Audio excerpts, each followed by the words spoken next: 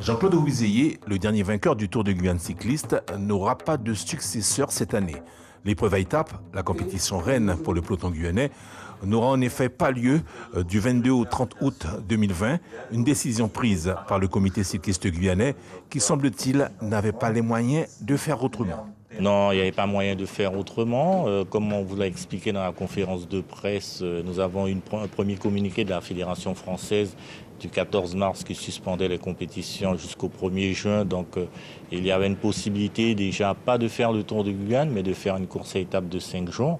Mais vous savez que avec un mai, la suspension a été et 1 juillet, donc ce qui veut dire que les compétitions ne pourront redémarrer qu'à compter du 1er août. C'est un délai vraiment trop court pour pouvoir faire un Tour de Guyane. Une annulation du Tour de Guyane et des conséquences financières pour les partenaires de la compétition.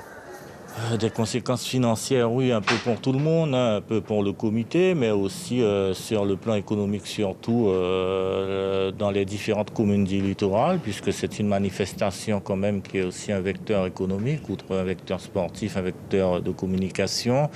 Reste une saison qui devrait quand même avoir lieu avec la mise en place d'un calendrier. Le comité fera un calendrier de relance avec un grand prix de relance.